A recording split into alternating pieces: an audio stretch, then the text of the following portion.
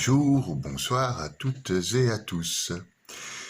La fois passée, dans la capsule, je vous ai parlé du cerveau, de son lien avec notre esprit, notre conscience et notre âme, de son lien évidemment avec sa matérialité, notre ego, nos envies, etc.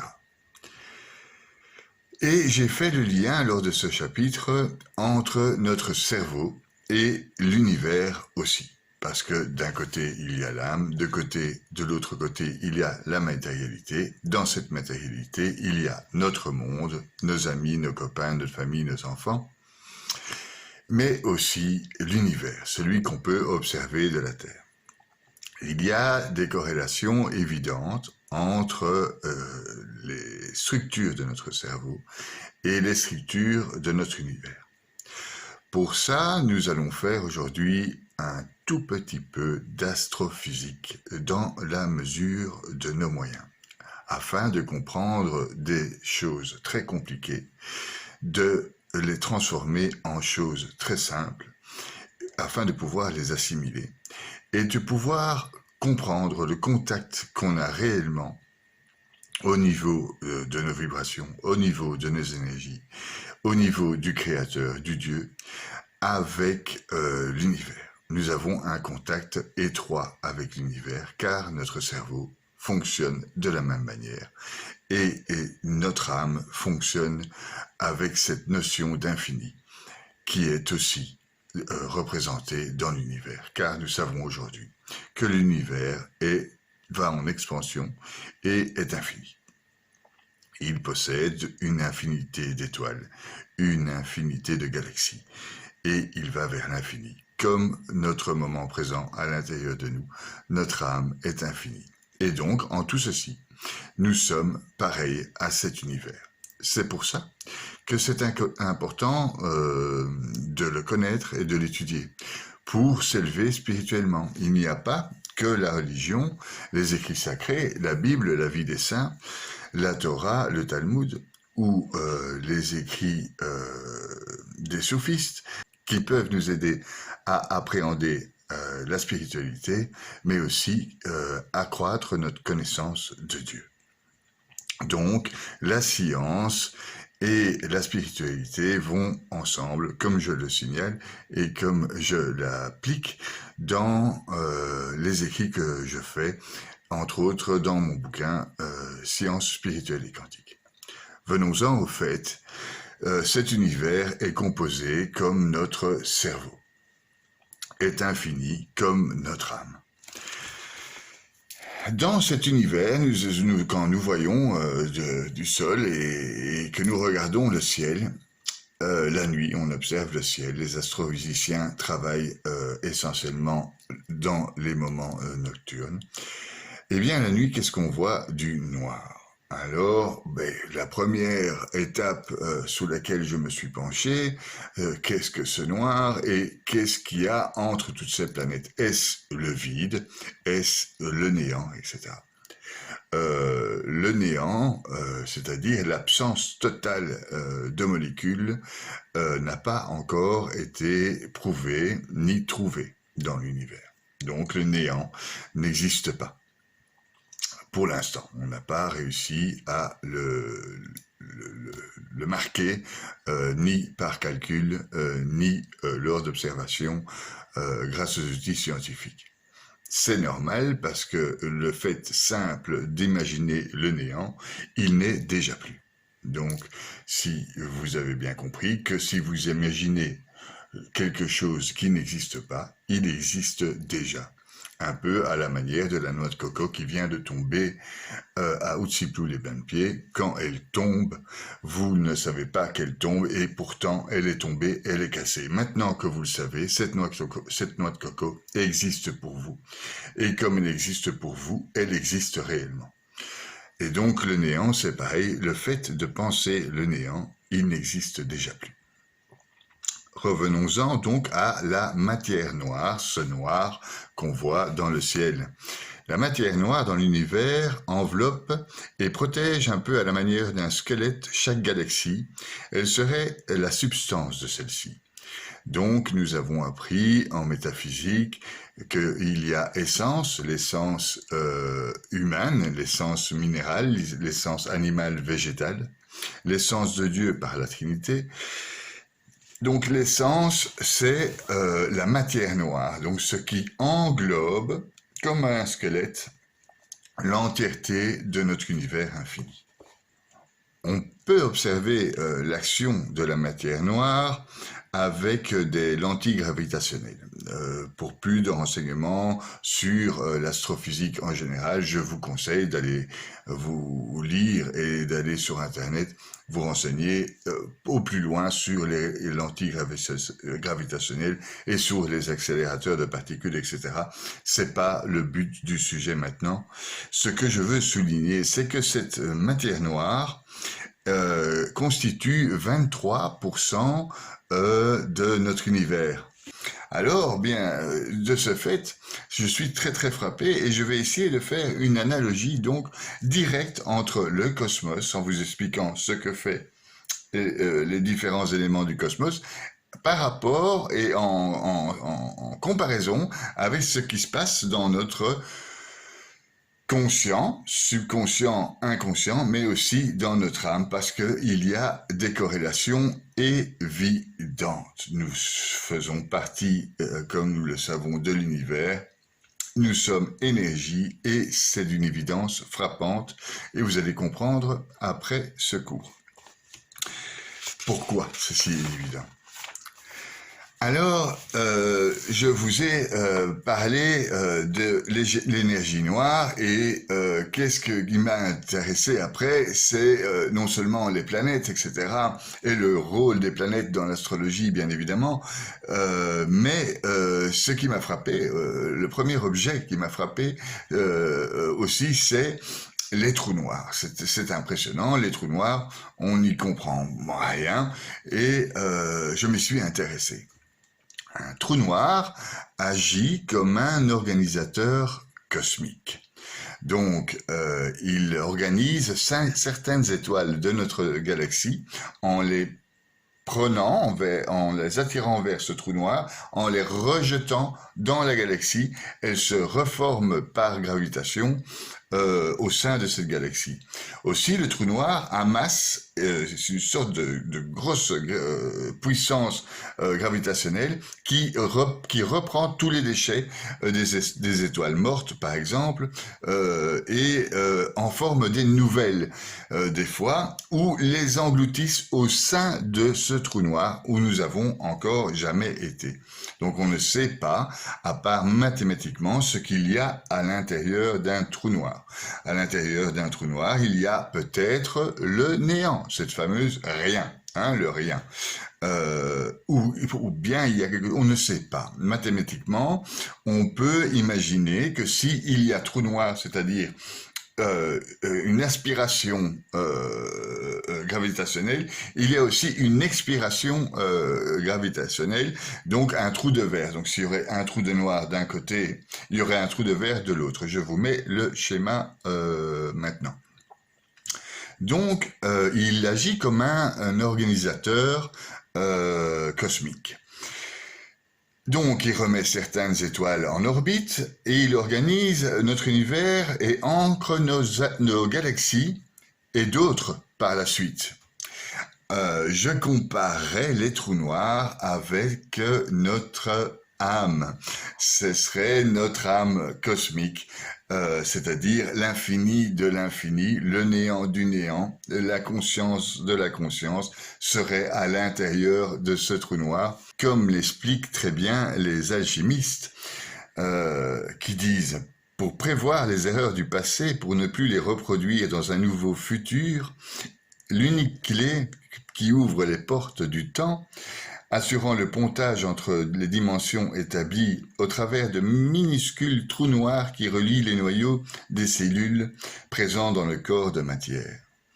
Eh bien, il est peut-être probable que, à l'intérieur de nos atomes, il y ait aussi un trou noir qui ferait une sorte de liaison d'âme avec l'infini. Mais je ne veux pas aller plus loin du fait que ça, c'est ma pensée personnelle. Mais je compare en astrophysique ces trous noirs à l'âme totale reliée à Dieu, capable de passer les temps. Les physiciens quantiques et les astrophysiciens sont occupés à calculer la possibilité d'avoir donc un trou de verre, donc sur ce schéma. Et donc ce trou de verre permettrait, selon la théorie quantique de la superposition, donc s'il y a trou noir, il devrait aussi y avoir à l'inverse un trou blanc, c'est trou blanc, ou d'autres l'appellent trou de verre, qui agirait, lui, à son inverse, en éjectant les particules dans le temps et non en les condensant. Certains scientifiques voient par là la manière de remonter le temps de plusieurs milliards d'années en quelques secondes ou en quelques heures, selon les modèles mathématiques de superposition quantique. C'est pour ça que j'ai un peu comparé le trou noir à notre âme infinie, celle au plus loin de nous, c'est-à-dire plus loin de nous mais en nous.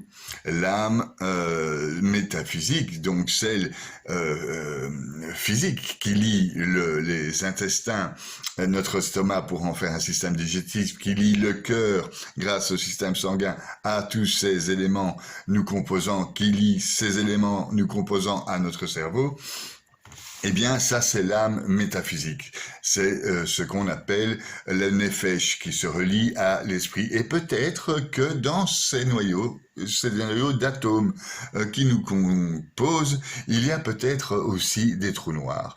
L'âme totale de l'univers.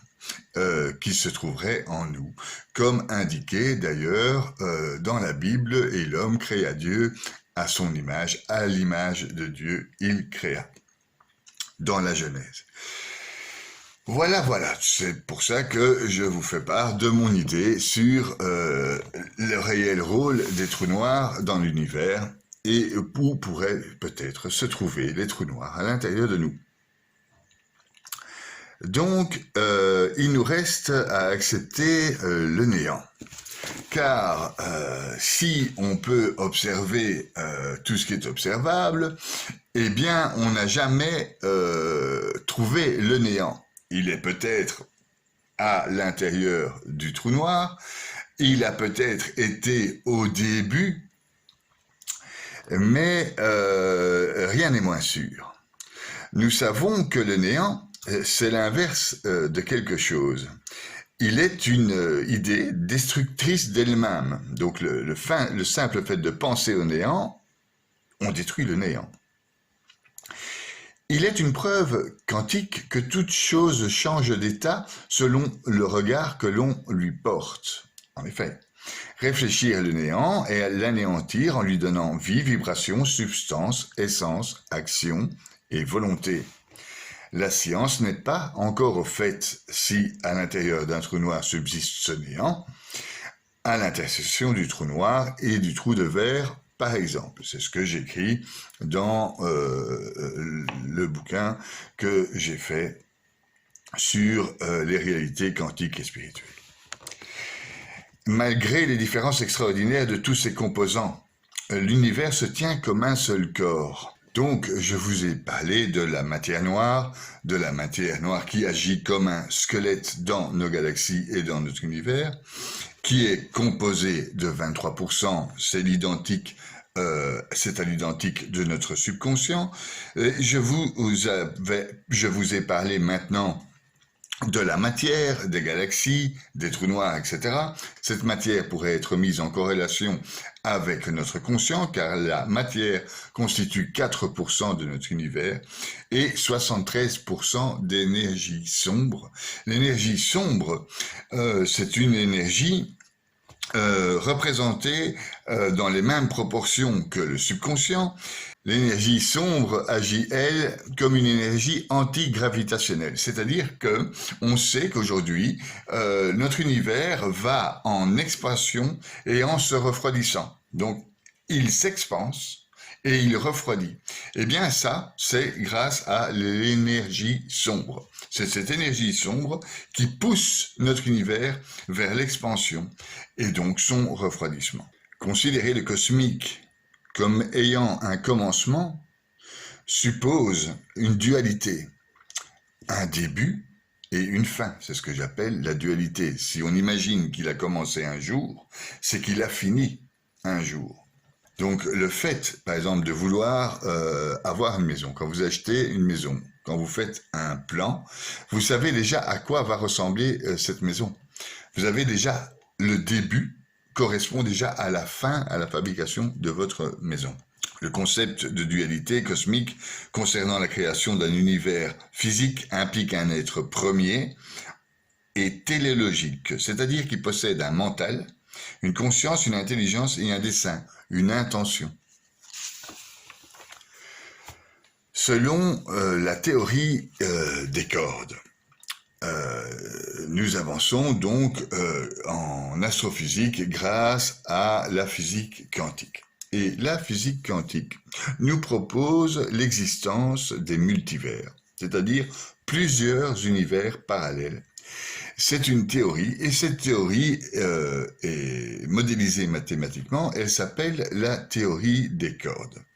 La théorie des cordes montre que notre espace paraît tridimensionnel, donc 3 d'espace et 1 de temps, quadridimensionnel, pardon, 3 d'espace et 1 de temps, mais qu'en fait, on peut mathématiquement faire 10 ou 11 ou même 26 dimensions d'espace-temps, 26 dimensions d'univers. Donc, l'univers étant modélisé au moment où Einstein l'a étudié, comme un quadrillage, je vais vous mettre le dessin, un quadrillage sur lequel est posé toutes les planètes et agissent en gravitation entre elles. Eh bien, les physiciens quantiques ont découpé ce quadrillage, chaque point du quadrillage, en ondes. Donc forcément, en plus d'univers, c'est-à-dire en plus de dimensions dans chaque point, et ce qui crée le modèle mathématique des multivers. Pourquoi on ne pourrait pas voir et être en contact avec les multivers existants selon cette théorie ? Parce que ils sont petits et enchevêtrés en milliards de sous-millimètres d'atomes. Ils sont tout petits, enchevêtrés, à la manière un peu d'un fil électrique. Si vous regardez un fil électrique de loin, c'est ce qu'on fait quand on regarde l'univers aujourd'hui en astrophysique, on voit un fil électrique, on voit simplement une ligne, le fil électrique. Au plus on se rapproche de ce fil électrique, au plus on constate qu'il est multibrun. Il y a plusieurs brins enchevêtrés l'un dans l'autre. Et donc c'est pour ça que nous, hommes humains, avec nos capacités humaines, nous ne voyons pas les multivers existants, parce qu'ils sont plus petits que du plus petit des atomes, c'est-à-dire une extrême petite dimension. C'est ce qu'explique l'espace de Calabi-Yau sur la connaissance des multivers. Et lui a calculé, donc c'est toujours des théories, a calculé qu'en fait il y a possibilité d'avoir plus de 500 possibilités mathématiques de dimensions spatio-temporelles. On serait entouré de dimensions et nous formerions nous-mêmes plusieurs dimensions spatio-temporelles. Nous existerions en même temps et dans plusieurs dimensions. Si nous existons en même temps dans plusieurs dimensions, essayons déjà de comprendre les plusieurs dimensions qu'il y a à l'intérieur de nous. Notre matérialité, la dimension première, celle qu'on observe en premier, la dimension intérieure, notre esprit, notre conscience, notre ego et notre mental. Et si nous allons vers notre conscience et le bien et la spiritualité, nous allons faire attention à notre âme et nous allons constater que notre âme est infinie. Et donc, nous avons déjà à l'intérieur de nous plusieurs dimensions. La dimension matérielle, la dimension de l'esprit, la dimension de la conscience, la dimension de notre âme. Et à l'intérieur de notre âme, si on cherche comme elle est infinie, nous avons des milliards de dimensions selon le travail que nous apportons à sa connaissance. Je vous convie donc à étudier et à continuer à prier et à continuer à lire les écrits sacrés, à lire les sciences quantiques, l'astrophysique, l'astrologie, les lois de l'attraction, etc. Parce qu'elle vous ouvrira les portes, toutes ces sciences vous ouvriront les portes sur les multivers possibles déjà à l'intérieur de nous. Maintenant, certains saints ont ouvert ces portes d'accessibilité grâce à la foi, à la prière et à l'oraison, comme Saint Padre Pio qui avait le don d'être à plusieurs endroits en même temps, comme d'autres saints qui ont ressuscité en rentrant dans ces fameux trous noirs, je suppose, et en ayant surtout la foi en ce qu'il disait. Pour avoir cette foi aussi importante, il faut rentrer dans soi, rentrer dans sa matière, grâce à son esprit, grâce à sa conscience, et atteindre les dimensions de l'âme. Ça demande un engagement et un travail, parce que on doit faire grandir l'espace d'accessibilité à cet infini et à cette connaissance infinie, parce qu'il s'agit de rentrer en nous un espace infini, mais nous sommes finis, et donc pour ça, nous devons travailler notre intérieur par la prière et par les connaissances de Dieu, ce qui ouvre les espaces infinis, et donc les multivers. Je vous ai parlé de manière plus détaillée de l'ensemble des composants importants de notre univers. Et maintenant, en fin de capsule, je vais vous résumer de manière très simple ce qu'il se passe et la manière dont nous sommes connectés à cet univers par les similitudes que nous avons avec lui. Donc, je disais qu'il y avait 23% de matière noire, ce fameux squelette, et ces 23% correspondent exactement à notre subconscient. Nous avons 23% de subconscient dans notre cerveau. C'est la matière noire de l'univers. Il y a 4% de matière dans l'univers. Ces 4% de matière dans l'univers est notre conscience, et la conscience dans notre cerveau. Voilà. Et nous avons 73% dans l'univers d'énergie sombre. Cette énergie sombre qui est une énergie antigravitationnelle, qui fait grandir l'univers vers l'infini, grandir l'univers vers le froid aussi. Et donc ces 73% pourraient être l'inconscient. Là, nous avons 73% d'inconscient dans nous. Et nous avons donc une image réelle de notre corps. Le corps de l'univers correspond à notre corps. L'univers agit comme un seul corps et nous agissons forcément comme un seul corps. Nous n'allons pas séparer notre âme de notre esprit de notre matière. Nous n'allons pas nous arracher une main ou l'autre. Nous agissons comme un corps. C'est indiqué dans la Bible, 1 Corinthiens chapitre 12. Je vous invite à la lire. Voilà, j'espère vous avoir éclairé par cette toute petite capsule. Je ne suis pas astrophysicien, j'ai fait de mon mieux pour vous expliquer cette corrélation entre notre cerveau, notre être et l'univers. J'espère que ça vous aura aidé. Je fais de mon mieux. Donc, si vous avez aimé cette capsule, mettez un petit like, partagez, abonnez-vous et à la prochaine. Au revoir.